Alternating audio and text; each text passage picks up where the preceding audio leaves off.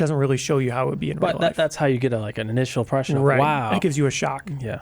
Yeah, and there is quite a wow factor when you go into like a Best Buy and The take a look first at time something. I saw an LED, I was like, whoa, this is something different. And you go look at like the aisle with the cheap TVs, like.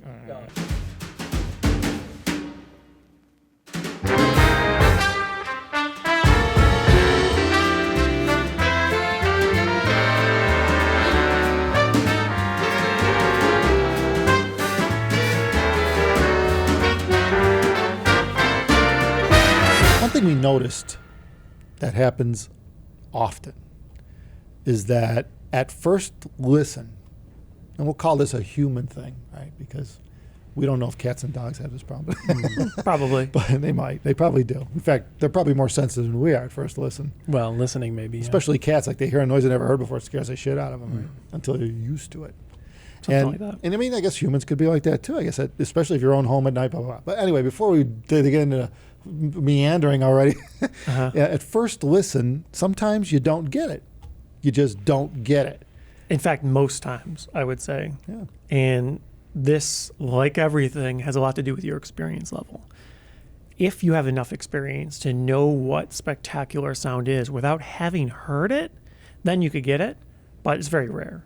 Most people don't have the experience of 20, 30, 40, 50 different headphones or speaker systems or whatever to really know what amazing sound is. To hone in on what the capability, what the available capabilities are of these systems, you know.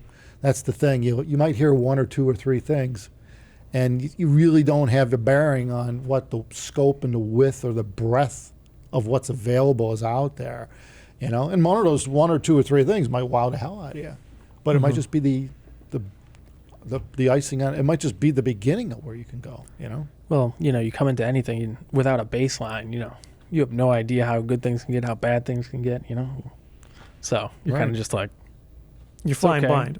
And it seems strange when you say it out loud. I would think most people would imagine that they would get it. Most people probably think, oh, surely I could tell the difference.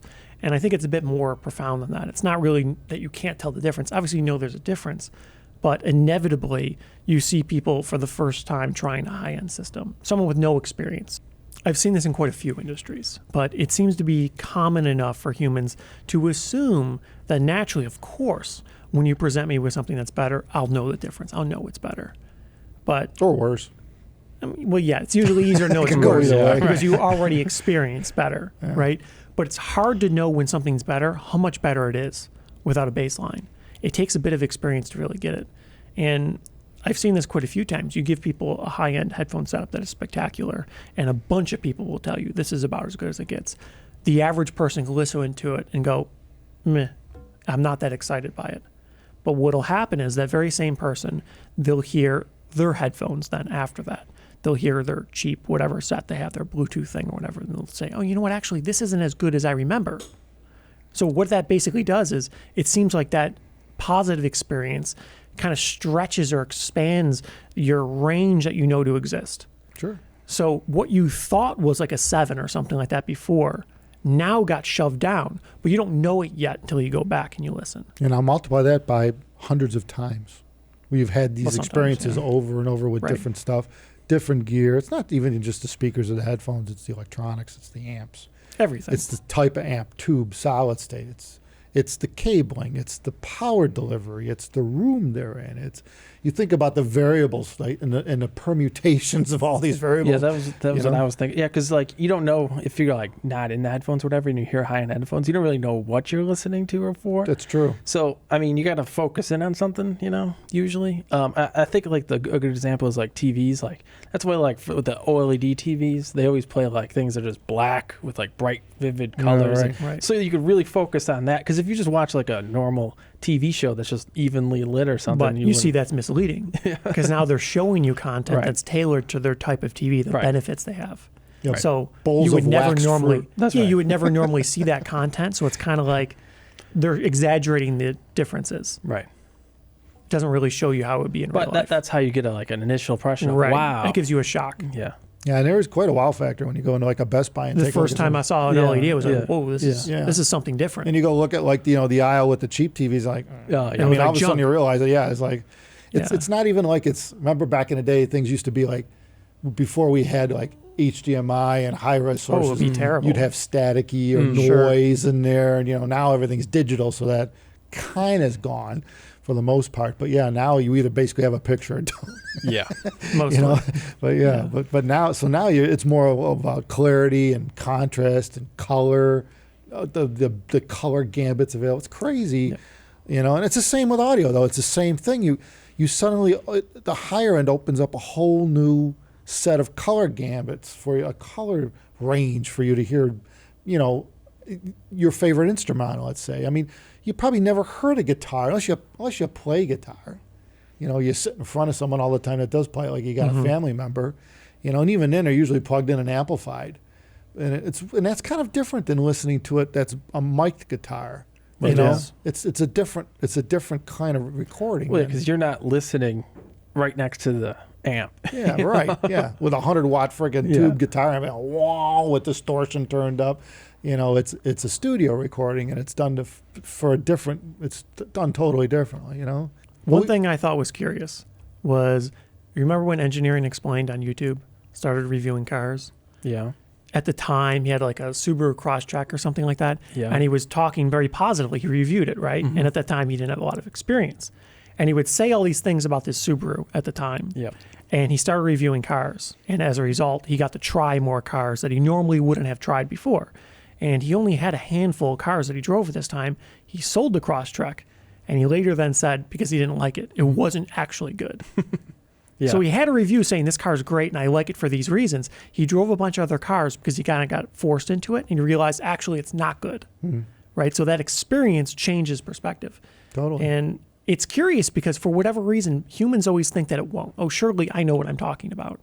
That's almost always how people feel because they don't have the experience yet to know. Well, especially, they don't actually know what they're talking about. Especially as you get older and you get set in your ways and you're Right. I always drove a Chevy pickup my whole life. That's what I drove. Yeah, you don't know why. But you never drove anything else. So what's your reference there? That's how do you know? Chevy pickup. I'm sure they're experts at Chevy pickup. Could be. Probably know this from 1972 to current. What see the that feel everywhere. was of it. The whole automotive industry. That's fine. That's cool. There's nothing wrong with that. But damn, to me, expand your horizons a little bit. Well, I mean, a good example that everybody could pretty much relate to is food, I would say, because that you could be like people that eat the same thing all the time, never want to try anything different. They're like, oh, I don't want to try Indian food or Thai food. Oh, that's not for me.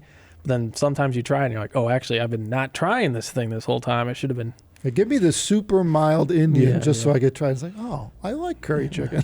Well, and beyond that, most of the time when you present someone with food like that, a lot of people think, going into it, they think, I'm not going to like it. They're conditioning themselves to not like it. And they're more likely to not be excited by it. They're more predisposed to not find it to be exciting, right? Once you talk yourself out of it or trouble. into it.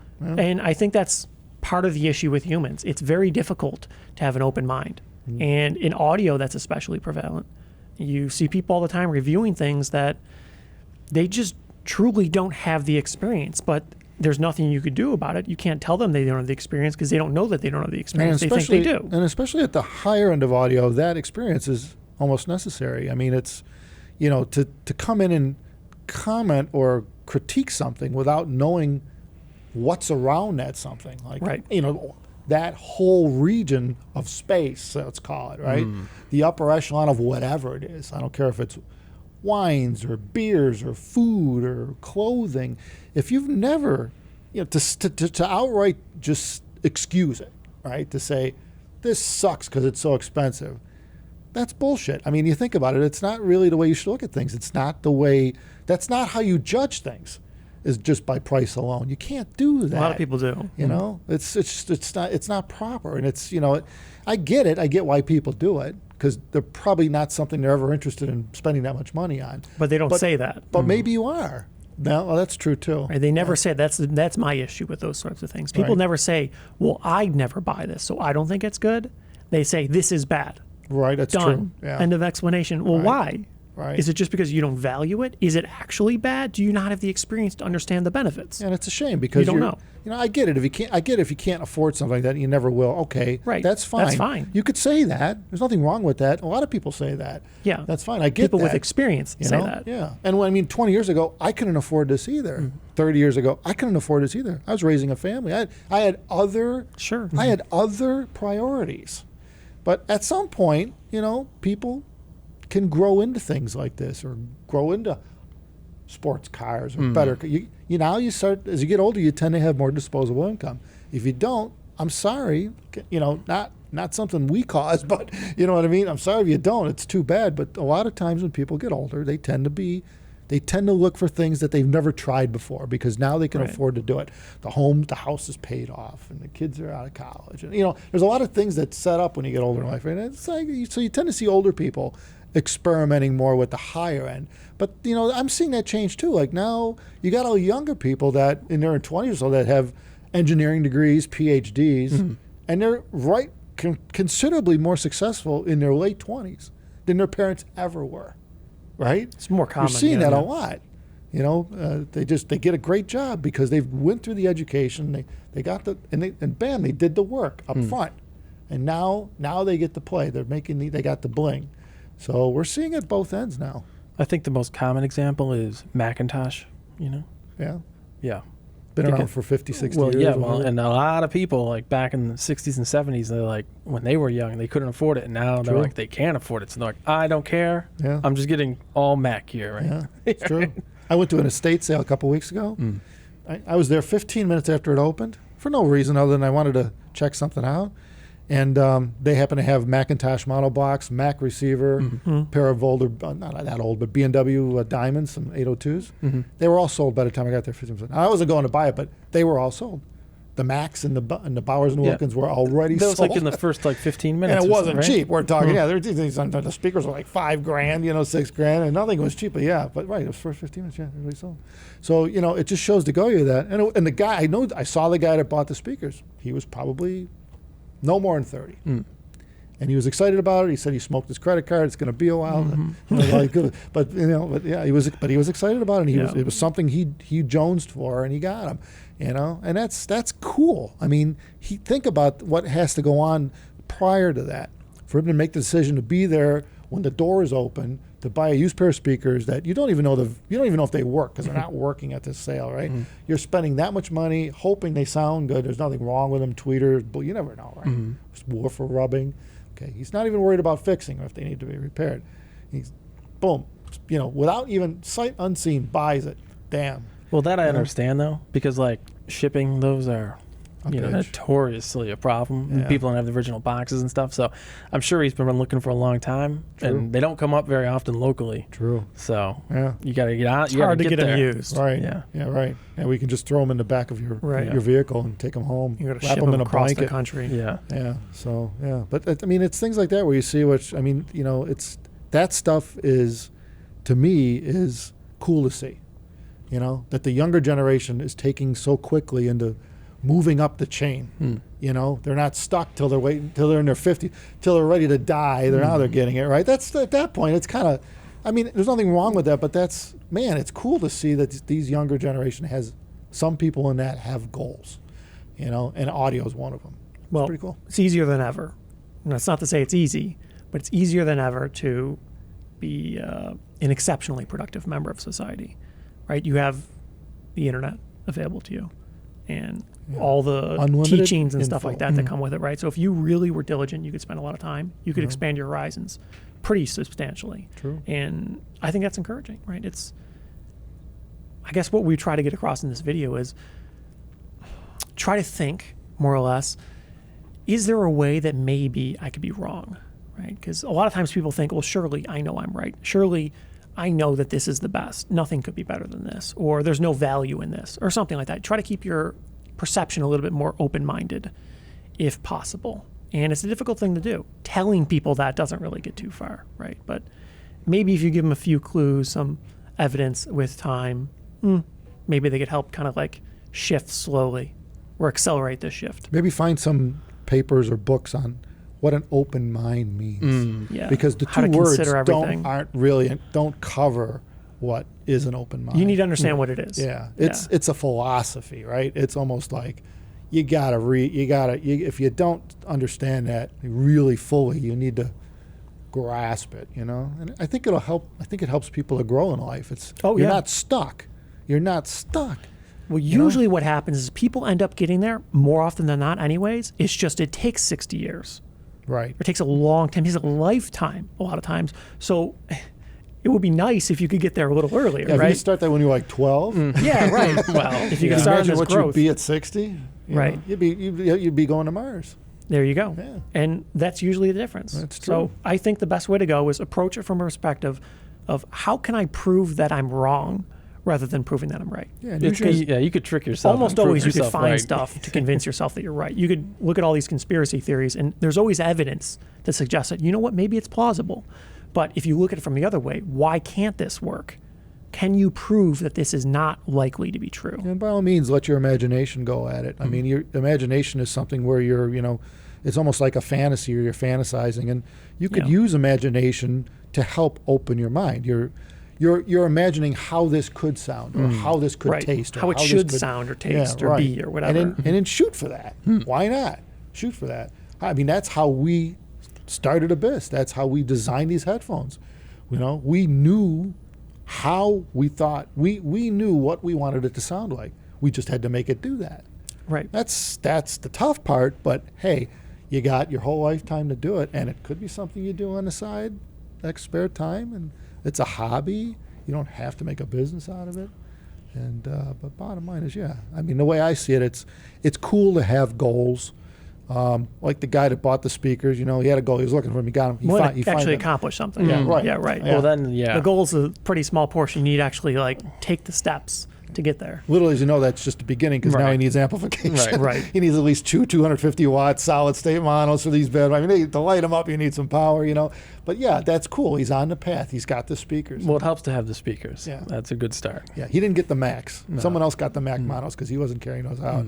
So there was multiple customers involved. Yeah, but too bad he probably couldn't afford all of it at once. Probably. Because you're talking some chunk of change. But yeah, bottom line, try this stuff. Try it. Right. Try it. But that can be difficult to do. So I think the easiest approach, especially for younger people that just don't really have physical access, it's not reasonable for them to travel great distances at a young age to try different things. I think the best approach is try to be more gray on everything rather than black and white. Try to assume that maybe there's something in between these yeses and nos. And keep in mind that there's a lot of Maybe shades there's of a gray. maybe, right? Because that's the reality. A lot of times it's like, well, this is good for these people, this narrow range, and then you got to consider the practicality that maybe it's not a good product. Gray's but not, maybe there's some gray's people not it's one great color for. too. There's a range of gray. There's a lot of which grays. actually goes from black to It's white. like gradient Or I white mean, to it's black. practically a rainbow, right? But it's a very almost everything is very difficult of black and when white. you consider rainbow. it deeply Yeah, enough. right, black and white rainbow. Black and white rainbow. Yeah, it's black on one end and white on the other. Yeah. Gray in the middle. Everything I is prefer a yes color and no. rainbow myself. I think they're way cooler looking. It's a color gradient. Yeah. But you can move on to color once you get past the gray. Oh, that's Right. next level. Yeah, it's next It's like level. some multi-level chess kind Well, of stuff. you think about when my first video game was ping pong, pong, and it was black and white, right? You had a It was black screen with one bit or with, something yeah, like that, with, right? It's white, with basic, white on little and bars off. that you moved up and down, and the ball was white, and it went bing, bing, bing, bing. In case Right. no one's ever played it, yeah. But that was, I think, the first video game, wasn't it? Was Yeah, it and the at the first? time At it least was the like, commercial woo-wee. success. Yeah. Yeah. This I is remember the when I was a stuff. little kid, I go to the department store, you put a quarter in, I used to play it with my uncle. They were expensive too. Yeah, and we'd play back and forth. It was pretty cool. Because people didn't at the time. They didn't have Ataris in every home, Wow. right? Which was the next step. Atari made a game that played in the home. But yeah, that was black and white. And people always forget.